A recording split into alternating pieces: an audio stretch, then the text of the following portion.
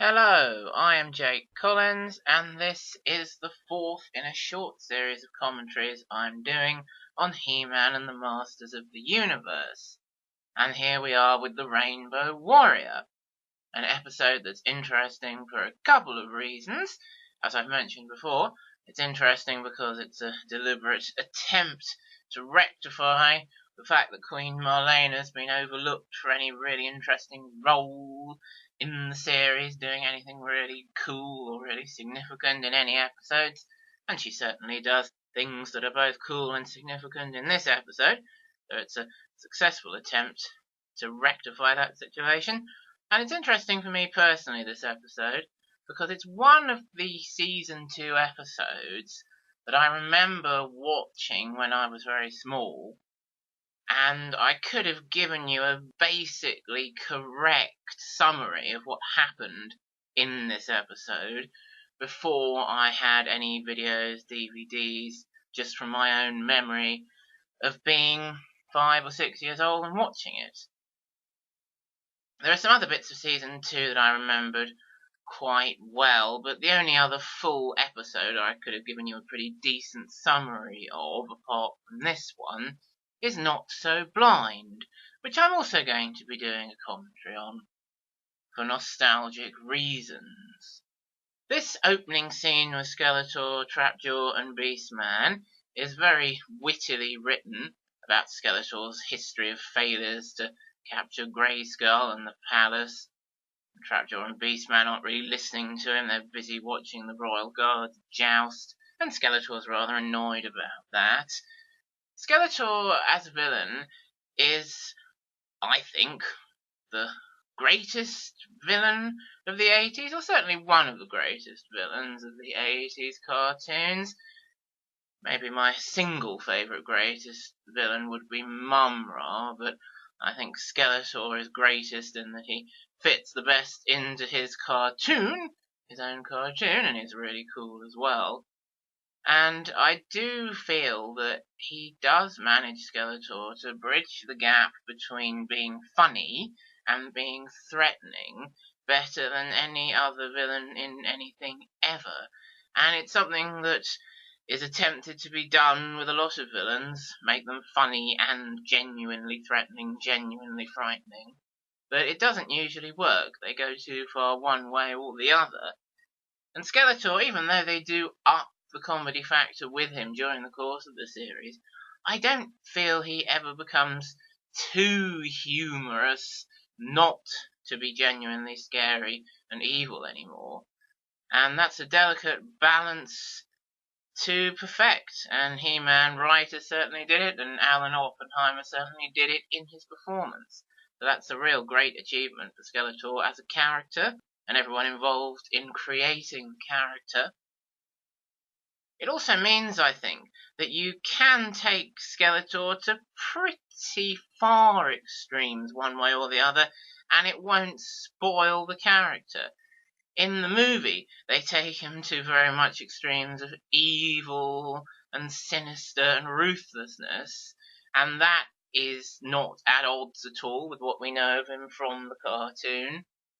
And in the He-Man and She-Ra Christmas special, they take Skeletor a lot the other way, the humour side, with his "I must save the children" and so on, which is a long way removed from how he is as Frank Langella in the movie, but they are both reasonable, relatable adaptations of how he is in the main series in episodes like this, which I think is quite a remarkable achievement. We come in here with the Royal Guards joust and have a bit of chat and remembrance between King Randor and Queen Marlena, which is quite nice to see. And then we get this bit with Teela. She's annoyed at having lost the joust because the ship snuck up on her from the top, and Queen Marlena comes in and says, "Well, Teela, I could show you how to avoid that if you want." And Teela is actually quite dismissive and doesn't really listen to Queen Marlena, doesn't really respect her as a fellow fighter and pilot because she doesn't know the full story yet. Teela doesn't. And this does make me think of a slight problem that Teela suffers from time to time. She's one of these strong female woman characters who at times is presented as a bit too nasty. She's shown as strong by being unpleasant and bossing people around and standing up for herself when she doesn't really need to and that sort of thing. And that's a bit of a shame for the character. It doesn't often happen with Teela in this. She's usually used very well in the series, but it is an aspect of her that did strike me when I was young, and is true. She's sometimes a bit of a nasty, strong female woman, unfortunately, which is rather bad writing and a bad way of making your female characters strong. Of course, it's far, far, far, far worse with Teela in the newer series, the 2002 series. So there we go, this 1983 series, there's one thing that it does better than the 2002 series, and there are many of those that I'll perhaps go on to discuss further in future. This is the redoing of the flashback from Teela's quest, where we see Queen Marlena arrive on Eternia in the Rainbow Explorer, a spaceship from Earth. And they change it a bit. She's now unconscious, and Randor needs to lift her out of the wreck. That wasn't how we saw it in Teela's quest, but never mind. But this does remind me of a bit of a continuity issue that He-Man has that annoys me sometimes. Here, Randor introduces himself to Marlena as I'm Randor, King of Eternia. He is the young King of Eternia. He's already crowned, which says to me that his father, King Miro, is no longer around, has already gone off and got lost, and that's why Randor's already king. So for that reason, King Miro shouldn't be aware of the existence of Queen Marlena, or certainly not greet her as if he knows her when he meets up with her again, and he certainly should know nothing about his grandchildren, Adam and Adora, whereas, well, he does. So there we go. That scene doesn't really fit in with anything they do with King Miro later.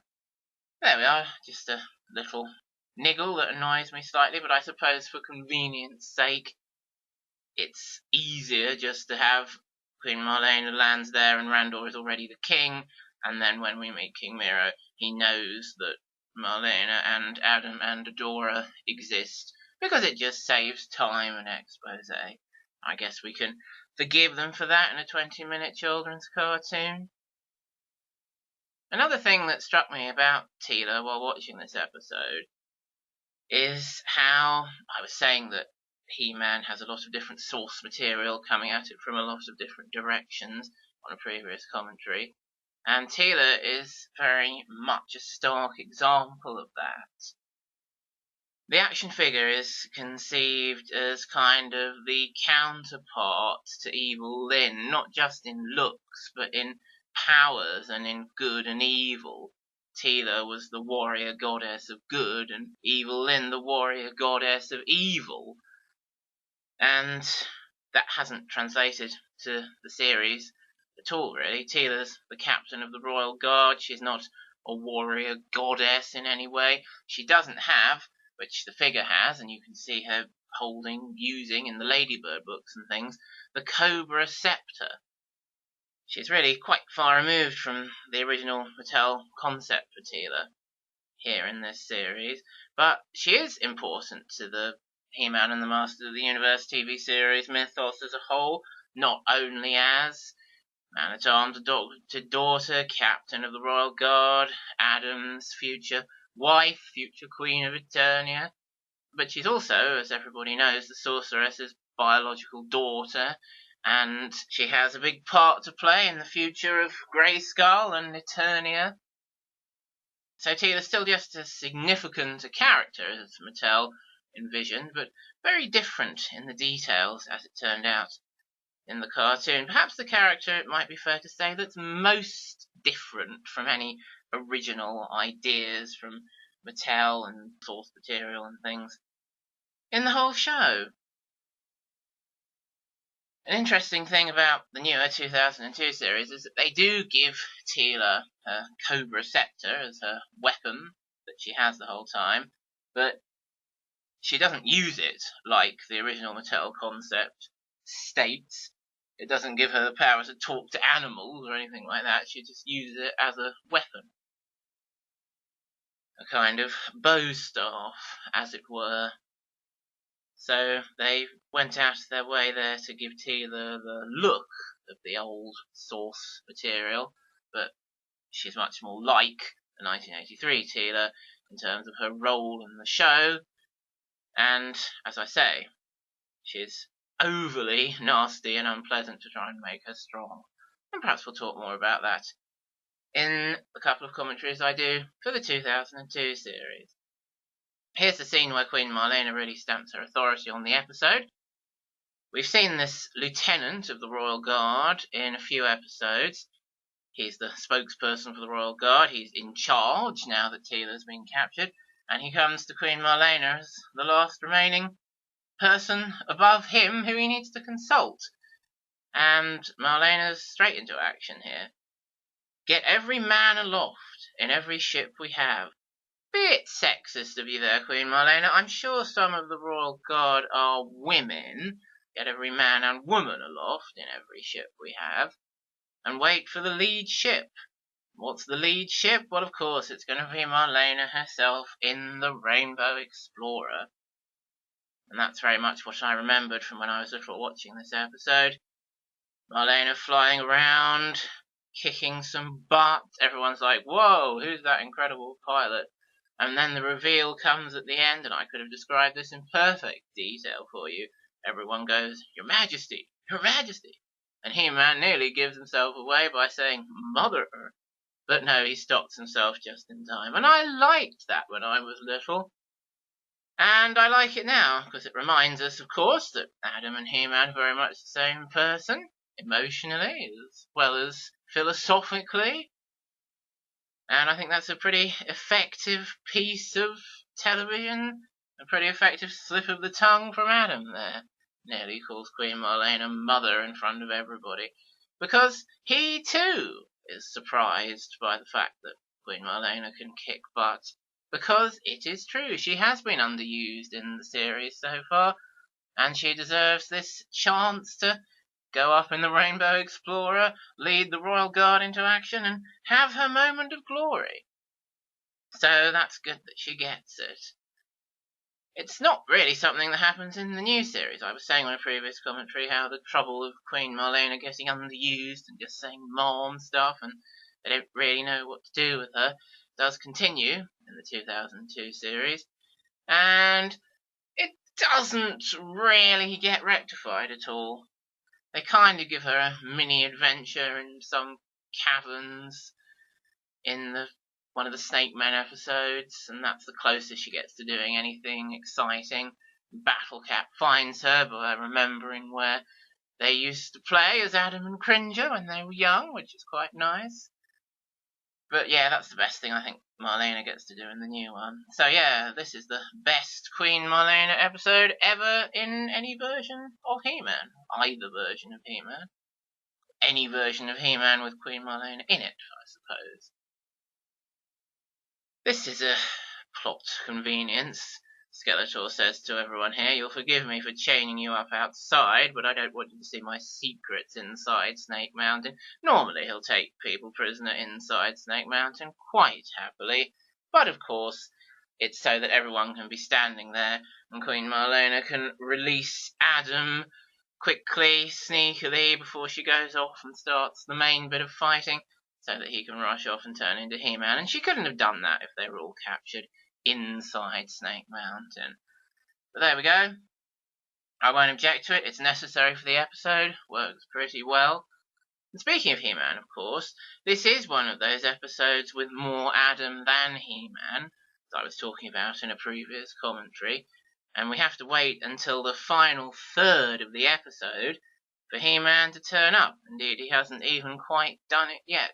So that just proves that some episodes in the old series do use more Adam than He-Man and wait until the denouement for He-Man to actually turn up.